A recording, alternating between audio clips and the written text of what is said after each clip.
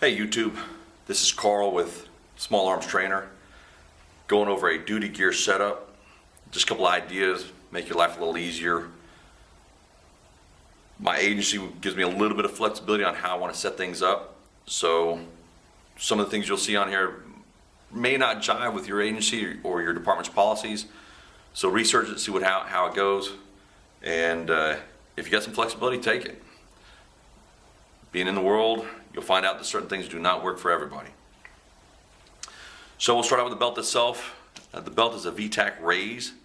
I wanted a very lightweight, very flexible two-belt system. So the trouser belt has the soft loop pile, and inside or underneath the belt you have that hard hook. So you put the trouser belt on, you put your duty belt on, it kind of locks it together. It's pretty nice. I also wanted a Cobra belt buckle.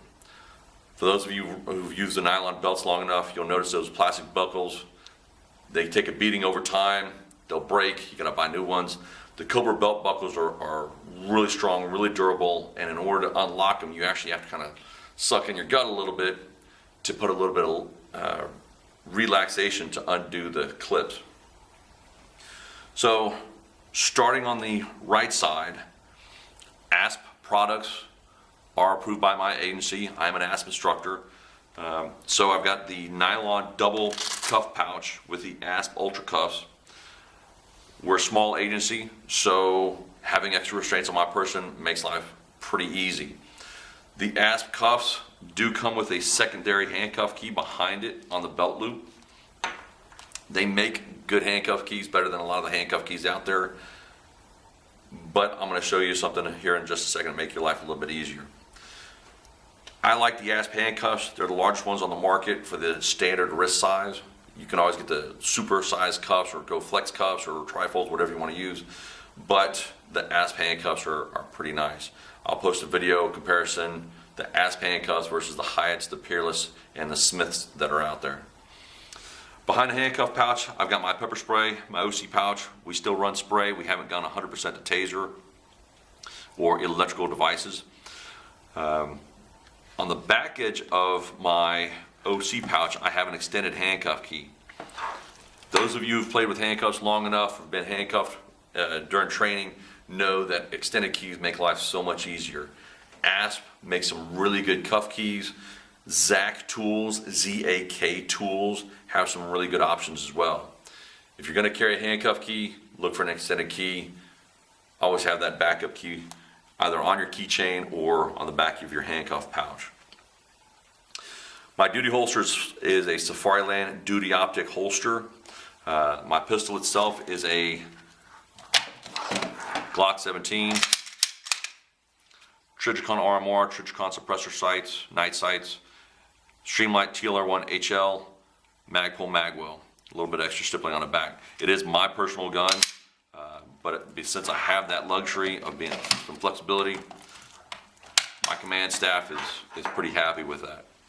We are starting to field some optics for our guys on patrol, so hopefully down the road we're all going to be running optics on our guns. Behind my holster, I've got my Baton. This is an ASP side brake rotating scabbard. Inside I have the ASP airweight with grip cap. I can switch it out with the ASP Talon lock, which is a mechanical locking device. The airweight is like their original design, the friction lock baton, so as you extend it, the inner shaft locks in and uses friction to lock itself into the other shafts. I'll post videos on the comparison. You'll notice a really big gap here. This is essentially where your spine is. If you're going to put anything along the spinal column, kind of recommend it being just your medical glove pouch, like your latex or nitrile gloves. Try to avoid anything hard or rigid along the spinal column. If you tussle with a suspect laying on your back, you're going to get something protruding against your spinal cord. That's a bad day. If you end up getting rear-ended by that knucklehead who's texting and driving, which you're not supposed to be doing, next thing you know, you have that rigid device pushing in against your spinal cord. Not a good day. So try and keep that clear or have flexible items. Radio pouch, it's kind of a universal radio pouch. I've worked with large radios, worked with small radios. I have some flexibility. I can adjust the size. It makes life pretty easy. Besides the radio pouch, I have my tourniquet, 1110 pouch with a cat tourniquet. When we do our medical training, I cover the rat tourniquet, the SWAT tourniquet, the soft T, and the cat. I'll post some videos kind of comparing them all. The cat and the soft T are arguably the best tourniquets on the market. You can kind of go back and forth. I personally like the cat tourniquet, especially if you're doing one-handed operation. But that's not saying that the soft T can't be done one-handed, or it cannot be, or it's not as good as a cat. I just specifically like the cat. You can use the SWAT and the rat tourniquets one-handed. It's just a little bit more of a complicated event. Next, I have my flashlight. This is the ASP Triad CR with their tactical light case that rotates just like the Baton scabbard, and it is open-ended just as the Baton scabbard. I like it. It works really well. What I really like about it is I can turn my light on and it projects light through the bottom of the case. So if I'm observing someone doing a field sobriety test, I can have that light shining on the ground and have my hands free. So if I have to catch them, or for lack of better terms, inspire them not to do something stupid or silly, I have my hands free.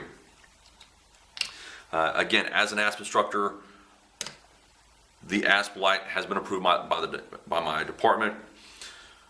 I really like the ASP lights. They may not put out as much of a flood as some of the other lights, but they have a great lockout feature to where it will not inadvertently go off, kill the batteries when I really need it. If I go one direction, I have pressure, let go. All right, I'll try that again from this angle.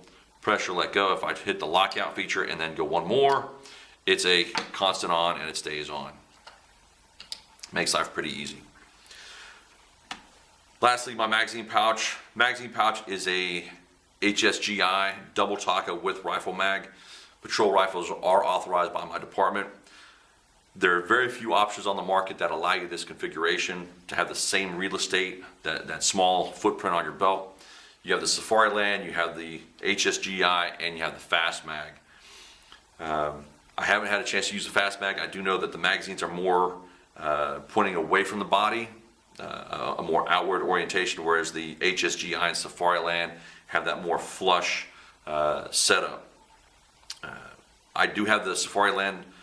The reason why I transitioned to the HSGI is the Safariland has a leather top snap configuration, which means you're kind of limited on the magazines you can run. I like running the Magpul PMag 21s, so that snap feature doesn't work.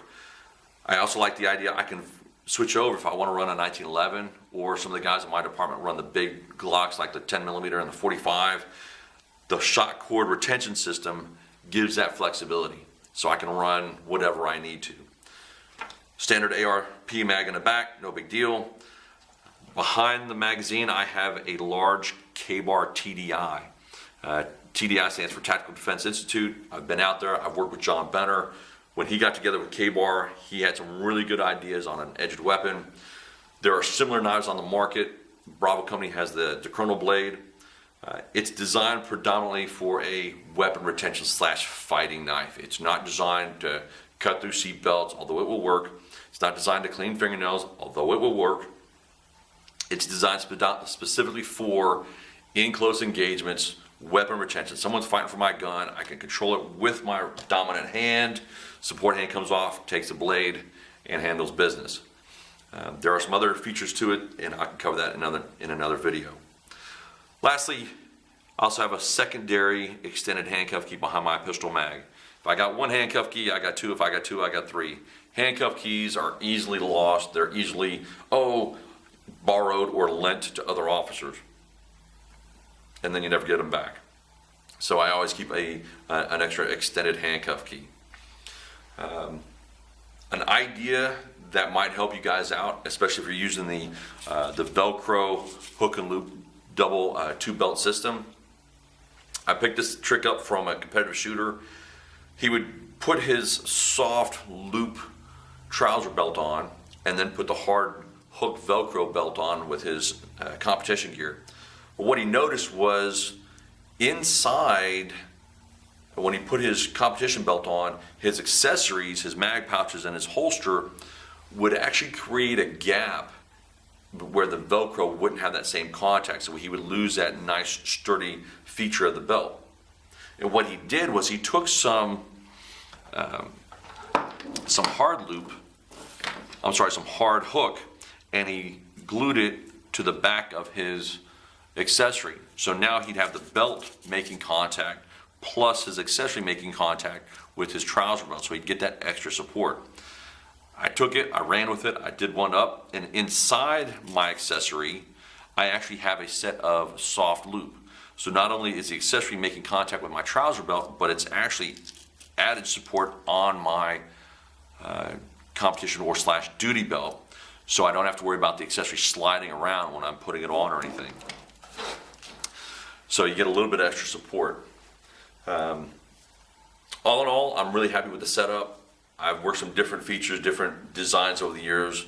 I've switched my belt to the VTEC Rays. I used to carry a traditional nylon belt. It's a little bit thicker, a little more rigid, doesn't have the same flexibility. When I started out, we actually had leather belts. Then you have those weird, you have to adjust your belt buckle to be able to clip in. So it's a little bit awkward.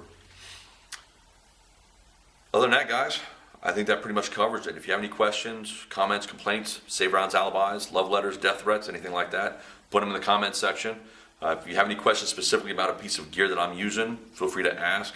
I will post videos, comparison of the handcuffs, the batons, the tourniquets, and the flashlights. And we'll just take it from there. Be safe, guys. Don't do anything I would do. And at the end of the day, make it home. Take care.